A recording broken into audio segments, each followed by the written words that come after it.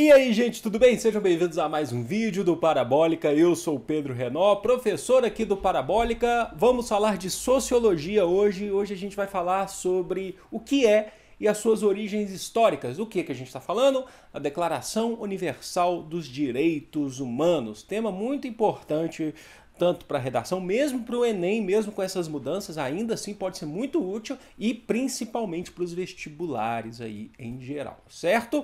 Então já se inscreve no canal se ainda não for inscrito e curte esse vídeo porque ajuda demais o canal a crescer. Tem filosofia, sociologia, ontem tem filosofia, falando de John Locke aqui inclusive. História geral, a gente está falando bastante de século XX, temas muito importantes. História do Brasil, história da arte, tem muita coisa aqui no canal Parabólica. Então vamos ajudar o canal a crescer, quem sabe a gente chega a 300 mil inscritos aí nos próximos meses, certo?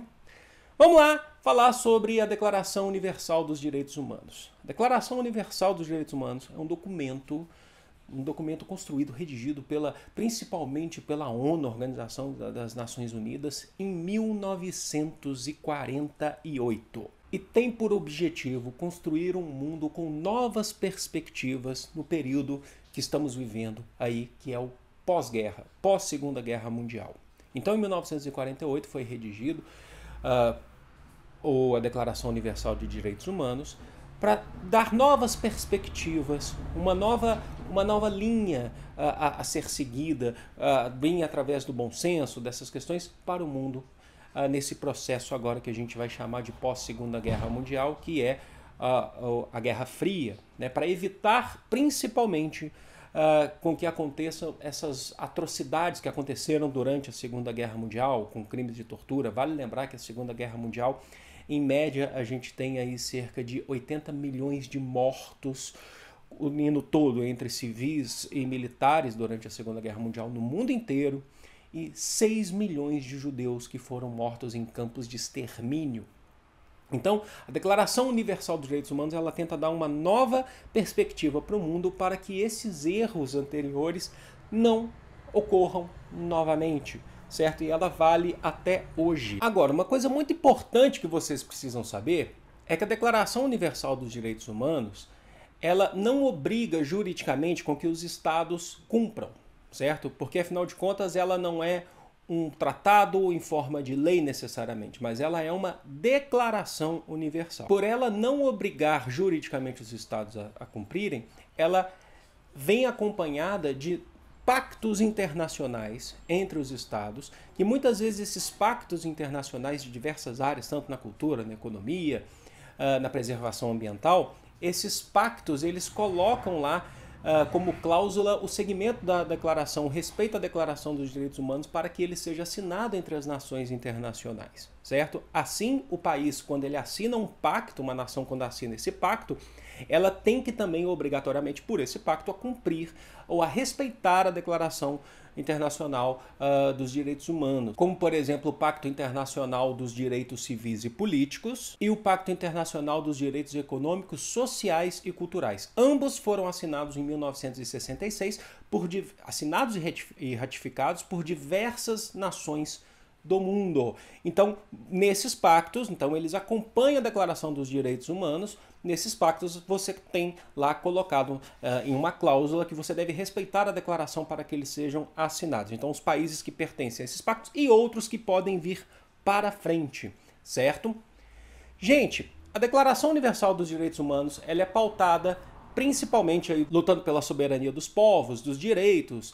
Ela é pautada em 3 partes aqui. Então a gente falaria aí dessas 3 partes, principalmente dos direitos civis, que o Estado precisa respeitar o seu direito civil, como a gente vai falar mais para frente dos direitos à sua propriedade, direito às suas particularidades, dos direitos políticos, o seu direito de participar, de certa forma, diretamente ou indiretamente da política, e os direitos sociais, onde o Estado ele precisa te dar recursos sociais, ele precisa te dar um suporte social. Então, civis, políticos e sociais. O que a gente vai fazer agora? Eu tô com a declaração aberta e eu deixo o link para vocês, tá? A declaração oficial em PDF, eu deixo o link para vocês. A gente vai ler aqui, tá? Uma parte dela, na verdade, a gente vai ler o preâmbulo para a gente já entender qual que é a função da Declaração dos Direitos Universal dos Direitos Humanos. É bem rápido, tá? É só uma folha, no máximo duas. Seguem comigo. Considerando que o reconhecimento da dignidade inerente a todos os membros da família humana e de seus direitos iguais e inalienáveis é o fundamento da liberdade, da justiça e da paz no mundo. Tá quente aqui, tá? Tô suando, vocês estão percebendo.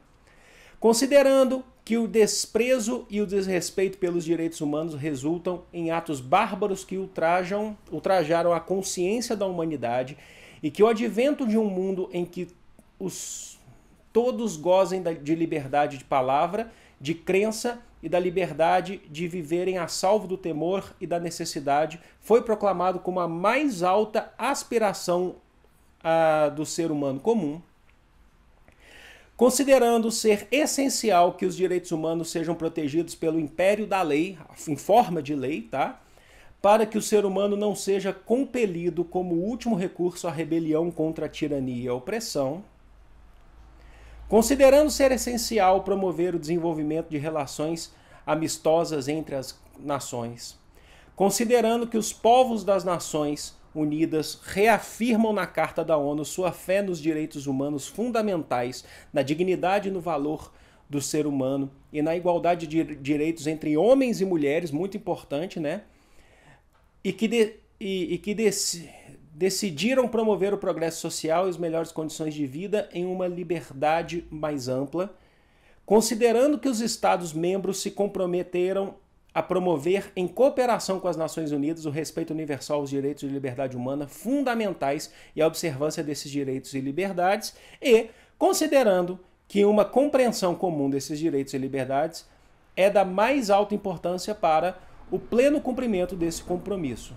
Agora, portanto, aí você entra a parte dos artigos, né? De todo o processo agora, do conteúdo da Declaração dos Direitos Humanos, que a gente não vai ler aqui agora. Mas eu até já quero falar para vocês, se vocês quiserem que a gente faça uma leitura, ela não é grande, dos artigos da Declaração dos Direitos Humanos, uma leitura em conjunto aqui, como a gente fez, por exemplo, do artigo 5º da Constituição, que deu super certo, na minha opinião, a gente pode fazer, assim como já pediram para fazer do artigo 6 da Constituição também, a gente pode fazer na próxima aula, tá?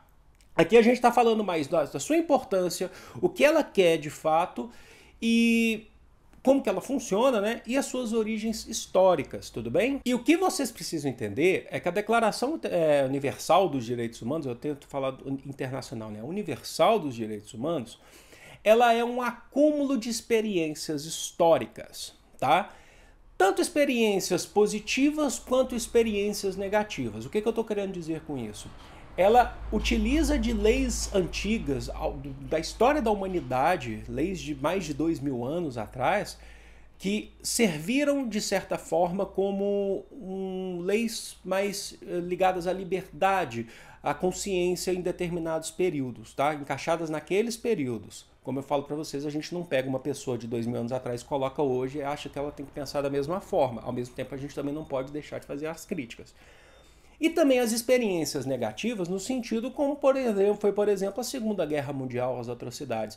A ONU ela observa, né, o que aconteceu naquele período e decide, junto com outros povos, colaboração internacional, que não quer mais passar por aquilo. Então a gente tem exemplos que constituem essa declaração. A gente vai dar alguns exemplos aqui de como que ela se forma, as principais influências ao longo da história dessa declaração. E a gente começa em 539 a.C., falando do cilindro do rei Ciro II. Olha só como é que a gente foi longe aqui.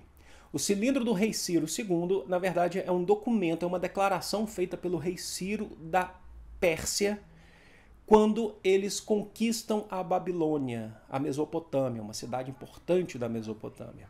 E ele redige, né, faz lá o seu cilindro, os seus escritos, né, como uma declaração de direitos para aquele povo que agora eles estão conquistando.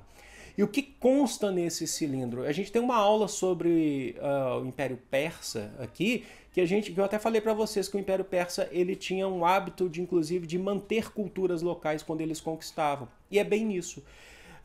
É declarado nesse cilindro do rei Ciro, por exemplo, a exaltação ao rei que fizeram sobre sobre a liberdade dos povos hebreus que estavam sendo mantidos em cárcere na Babilônia, assim como também a reconstrução de templos sagrados pela diversidade cultural, a diversidade religiosa que se tinha. Então o cilindro ele está sempre, né, ele está escrito, né, colocando essa exaltação a esses feitos que valorizam as identidades do povo. Mas num processo aí de cronologia histórica que a gente está falando, quando a gente chega na Roma Antiga também, nesse período aí mais ou menos ali do rei persa, a gente está falando, por exemplo, na Roma Antiga, principalmente no período da República Romana, que a gente também tem vídeo tanto dos persas agora também dos romanos, a gente tem também a construção das leis das 12 tábuas, que são fundamentais para o direito romano. As leis das 12 tábuas são leis que dão garantias, inclusive direitos aos plebeus naquela sociedade antiga. Porque antes você tinha, no período anterior à república, que era a monarquia, você tinha mais direitos e garantias só aos patrícios. O povo plebeu, ele de fato, ele não participava de nada, ele não tinha direito, certo? E aí a lei das 12 tábuas, ela é um conjunto de leis que garante direitos civis e direitos políticos aos plebeus, como o matrimônio entre classes, funções de trabalho também. E também é consequência dessa lei das 12 tábuas a formação da tribuna da plebe, que vai ser um corpo político formado por plebeus para garantir os seus direitos, certo? A tribuna da plebe é uma assembleia que vai bater de frente, inclusive, com o Senado romano formado por patrícios. Então dá direitos aos plebeus. E lá na frente, em decorrência de todo esse processo que a gente está falando, a gente vai ter, inclusive, a concessão de cidadania a povos que não necessariamente nasceram em Roma. Então é importante também esse exemplo. Em 1215, agora na Idade Média, na Inglaterra, foi assinada a Carta Magna inglesa. O que é isso? Ainda na Idade Média, é um documento que define para as leis do Reino da Inglaterra e posteriormente do Estado Nacional Inglês que o rei não pode ter atitudes arbitrárias e absolutistas na Inglaterra. Ele deve sempre consultar o parlamento vai ter uma força política na Inglaterra. Os representantes do parlamento terão uma força política. Ainda que não estejam falando do povo inglês, dos plebeus ingleses, mas existe uma descentralização do poder em relação ao rei. Então a Carta Magna ela também é um documento muito importante que tenta evitar a arbitrariedade de um Estado, de um poder executivo centralizador. E lá na frente, em 1688, depois com a Revolução Inglesa, né, as revoluções inglesas, a puritana e posteriormente a gloriosa, o Guilherme de Orange, que vai ser o rei inglês, ele vai assinar lá o Bill of Rights, que vai ser então a Declaração dos Direitos na Inglaterra, onde vai definir que, de fato, a Inglaterra vai se tornar uma monarquia parlamentar em 1688, não podendo o rei agora governar. Antes, mesmo com a Magna Carta, ele poderia governar. Agora ele não pode governar. Essa função fica do parlamento. A Inglaterra vira uma monarquia parlamentarista. E é claro que a gente não pode esquecer do século XVIII. Quando a gente chega no século XVIII, talvez a maior influência da Declaração Universal dos Direitos Humanos, que vai ser o pensamento iluminista. Ontem a gente fez vídeo de John Locke falando aqui.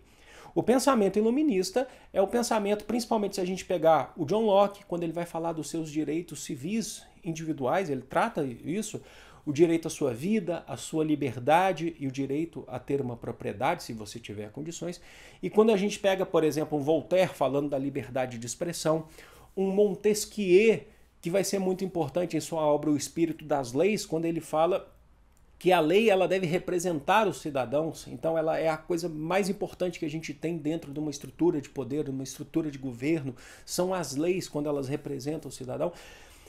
A gente vai ter essa influência iluminista, um pensamento racional contra a arbitrariedade dos reis absolutistas. E isso vai influenciar diretamente em vários eventos no mundo, mas aqui a gente pode citar principalmente a independência dos Estados Unidos em 1776, e, posteriormente, a Revolução Francesa de 1789, que a partir do momento que você tem a independência dos Estados Unidos e a Revolução Francesa, você parte para declarações de direitos dentro dos respectivos países, direitos dos cidadãos, onde eles já não podem mais viver sob comando daqueles reis absolutistas, certo? Ainda que esses direitos ainda sejam bem limitados para a época, por exemplo, o voto universal, o sufrágio feminino, ele vai vir posteriormente na França, só depois mesmo, nos Estados Unidos também, mas você já está lutando por direitos dos cidadãos, definindo que os cidadãos são iguais perante a lei, mesmo com restrições, como eu falei para vocês, certo? Então é tudo um acúmulo que a Declaração Universal dos Direitos Humanos está carregando, pensando em todas essas leis anteriores que lutaram por direitos de certa forma, mesmo que limitadas em determinados locais, espaço e tempo. Então é um acúmulo, junto também com o acúmulo das experiências ruins que a gente teve ao longo da história, como torturas, como o assassinato de civis, crimes de guerras ocorridos na Primeira e na Segunda Guerra Mundial. Então a Declaração Universal ela vem justamente para poder colocar em prática esse novo mundo, colocar em prática essa nova perspectiva no pós-guerra, e ela está valendo até hoje. Então ela é baseada aí, lembrem-se, em direitos civis, direitos políticos e direitos sociais. Mas se vocês quiserem, vocês deixam aí nos comentários, se a gente tiver um número bom de comentários aí falando, que é o feedback, né? Eu coloco, a gente faz um próximo vídeo fazendo uma leitura. Vocês podem ler, eu vou deixar em PDF aqui para vocês, mas a gente pode fazer uma leitura juntos aqui, estudando, conversando. Dá até para fazer em live, se vocês quiserem, certo? Eu vou ficando por aqui, a gente vai se ajudando, se for em live é até interessante. Eu vou ficando por aqui, foi um enorme prazer estar aqui com vocês. Espero que vocês tenham gostado, espero que vocês tenham entendido. Um grande beijo, amo vocês de coração enquanto o carro de som tá passando. Fui!